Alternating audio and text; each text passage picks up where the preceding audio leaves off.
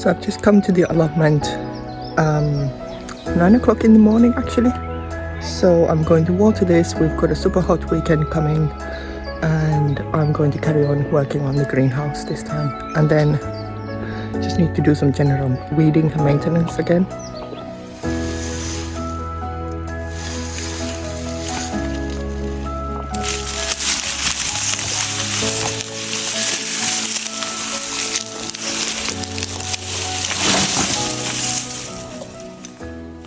I cleared up this hideous plant in there and tidied up all the weeds, so this will hopefully be either covered by the bark or I'm going to make another flower bed there or raised bed there, and it makes more space for the greenhouse as well.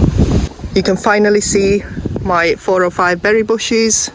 It was all covered before, but you can kind of see this raspberry there, some gooseberry, and then currant bushes here in this end.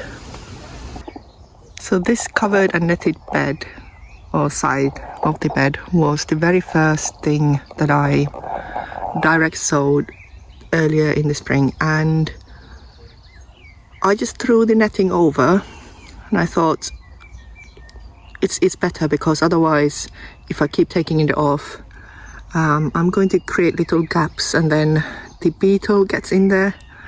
And I had some Japanese brassica, I forgot the name of it now. So that's why it needed protecting. But there is also dill and mustard and I think kohlrabi as well. So I can see some of the brassicas have sprouted. I can see dill over there. But I need to take this netting off today and see what's under here, and then weed the bed as well, because I can see a lot of just basic weeds.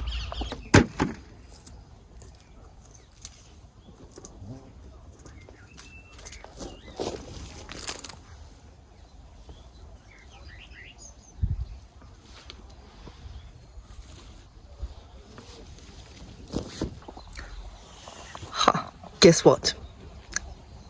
You know how I said that this netting is going to keep the flea beetle out? Has it? Has it? Nope. The flea beetle is in, and I think it must have crawled in earlier in the season, because if you look at this leaf damage here, it looks like the plant has then carried on growing just fine, and the tiny little holes that occurred in the baby leaves have then kind of enlarged a little bit. But the good thing is the damage is not too bad. Now I just need to figure out what plant this is. I've got no idea. What have I sown?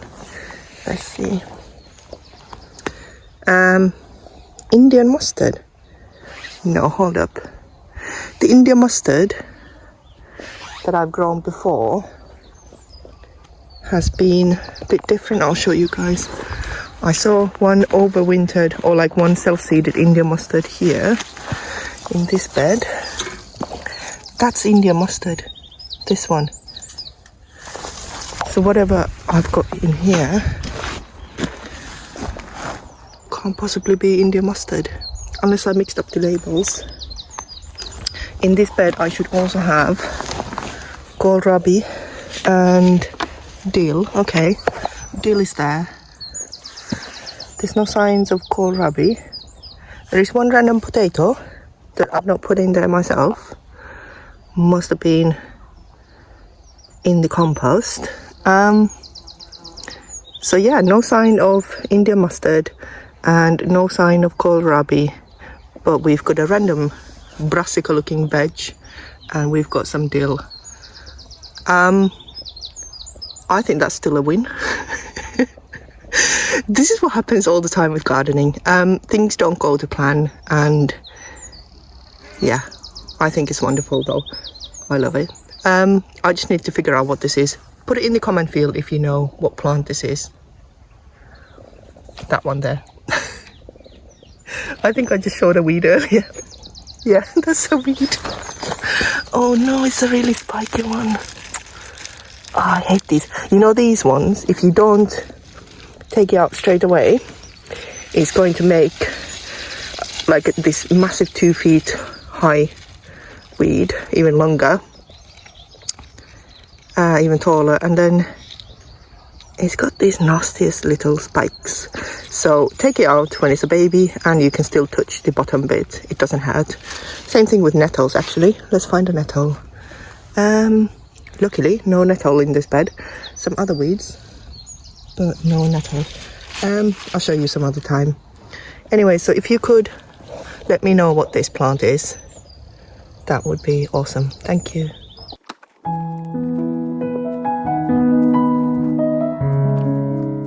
One of the most common weeds is this spiraling thing. It makes pretty white blooms, but as soon as you see this popping up, take it out. It is your nemesis. It's the worst weed, alongside that one over there, the grassy one. This one is really bad. Another one is horsetail. Actually, I don't mind horsetail so much. It comes off really easy. It can get quite bushy if you leave it, but actually it's quite easy to get rid of, although you do need to nip it off straight away when you see it. But it's easier to remove compared to the, is it bindweed? I think this is bindweed. Some others, this one, like I showed earlier, the spiky one, makes a massive plant if you leave it. Take it out straight away. And this is a classic one. So this makes purple blooms. It's a pretty weed, but it just covers everything, and this one self-seeds very easily. So if it makes those white little fluffy seed heads, you're doomed for next year really, because you'll be spending half of your time getting rid of this. So this will never go into seed in my allotment, hopefully. It did loads last year and it's been difficult. What else? Okay, standard grass. So grass makes really long, lengthy roots under the soil level, and that's why it pops its head up in random places, because it's kind of creeped from under the soil. But I don't mind grass too much. It's one of the easiest weeds to get rid of, much easier than the others earlier. Guess what's the best part of the day? Ooh la la, check this out. Yum. Tell you what, this is definitely the best part of the day. I think I've said it like 3 times now. Amazing. So this one place nearby the Allotment Society, it makes really amazing spicy chicken burgers. Check this out. Best lunch ever. Yeah, I don't do sandwiches. So if you want to know what kinds of hoops would be good to buy, I can recommend these ones from Amazon. It does have the added value that it comes packed with these reusable zip ties. So I build the bean support structure by using these zip ties. I just need to build it again.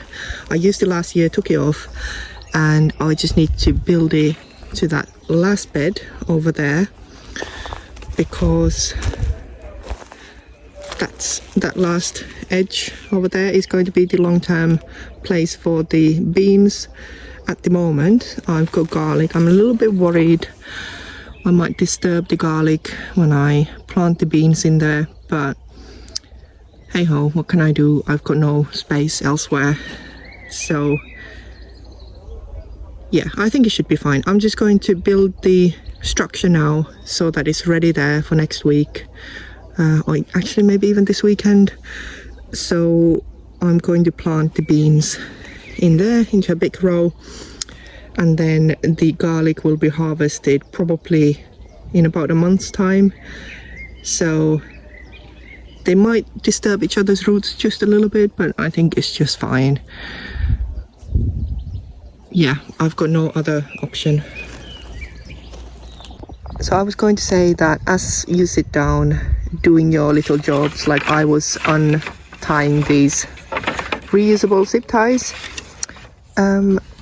look around what's around you. So I just weeded these bindweeds that were sticking out, and there's another one. So in this way, your allotment stays cleaner in general. You could just let it all grow and then just come here and just do it all at once, but I just haven't found it to be a very effective way of maintaining it.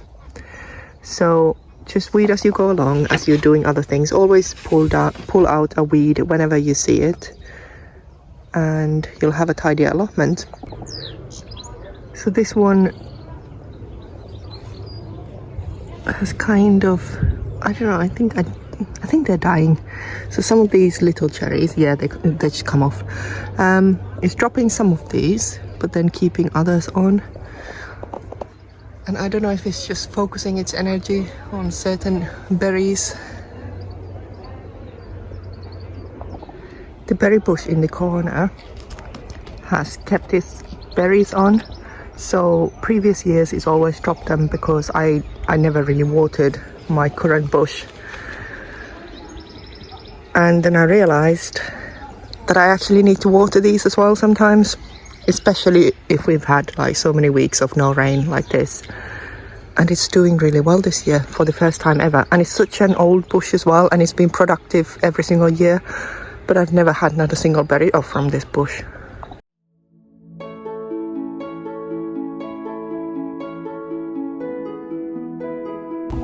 Hi everyone, so today I'll be doing a planting extravaganza. I've got literally a wheelbarrow full of little seedlings that need transplanting. It's all sorts in there, and then some more in extra trays. It's going to be a lot of work today. Looking forward to it. The allotment looks really lush. We've had quite a lot of rain in the last couple of days, and finally we've got another new, hopefully quite long spell of sunshine. And guess what? The strawberries are getting there. I mean, they're perfectly ripe, almost going over as well. So we'll be enjoying these today.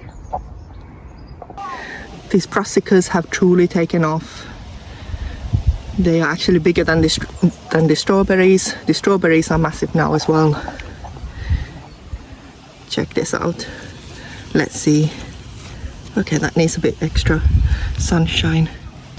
So the planting plan for this bed is to put sweet corn, mini pop in there, and then replace some of the kohlrabi, and that was supposed to be growing there's direct sown but hasn't been successful, so I'm going to just transplant it from there. And I'm going to remove the lettuce now. I think the seeds should be done, and I'm just going to scatter the seeds, and that will then sprout or germinate first thing in the spring. And everything else is going really well in this bed. The spinach is making really nice size leaves, and the few days of rain was really good for my dill, so I think I'm just going to do a first harvest of dill. Since last week, the mystery plant has been identified as indeed mustard, but it's just a different kind of mustard. I use a dipper to make these holes, and that's perfect size for these cell trays. And then this is kohlrabi, and it fits perfectly in there. So because everything is so tight in this bed, I am going to utilize these spaces in between these kohlrabi. So I'm going to plant some pak choi here. Pak choi will be harvested before kohlrabi will be ready later on in the autumn, whereas pak choi is more like a summer plant. And then I think I somehow need to stuff some sweet corn into this bed as well. The most successful spinach in this row is called Trombone F1, and surprisingly Medania, which has been recommended to me, is not doing so well, although it is on the drier end of the bed. And then Matador is not doing well at all because I think this is just a bit too dry. It does kind of show how important a little bit shade but yet sufficient sunlight is. And then onto my favorite part, which is planting sweet corn. Amazing. I'm just going to interplant it here, and then over time it's going to take over this plot here. I've just planted some of these sweet corns, really close to these existing spinach plants. It doesn't really matter. I'm going to take the spinach out maybe next week. This one hasn't bolted yet. I'm going to give it a few more weeks, maybe a couple of weeks, and then take it off. It doesn't really disturb the corn too much. I think people sometimes get a bit too precious about these things, not planting it too close, but I haven't really noticed any massive issues with that. I think it's more important just to get the sweet corn to the ground now. And this is how it is in nature anyways, so it'll be fine. I don't want this little buddy in this bed together with the brassica. Right, see you later, buddy. The germination of turnips was much better with the same variety from Simply Seed company as opposed to Verve, although it's not great in Simply Seed either. I think there's only 9 individuals germinated and 3 cells empty, whereas there is only 3 individuals germinated. Sorry, 2 actually, from a seed pack from Verve. It's interesting how one seed has germinated just fine, but the other one hasn't at all, and these are from the same provider, just a different variety and therefore a different plant, obviously. Sometimes you just don't get lucky with all of these. So in this bed, I'm going to pull out this Medania spinach. I'm just going to harvest the little leaves, but I don't think this is going to get any better now. So I just need some space for this swede, because the normal fennel over there and there is doing okay in this bed. That encourages me to plant these really suffering ones. They've been way too long in these cells. This is a bulb fennel. It's really tricky plant. Normally I put it in the hotter beds, but it doesn't bulb properly because of the drought. So because the normal fennel is doing okay over there, I'm going to interplant bulb fennel between this swede and then the cabbage variety.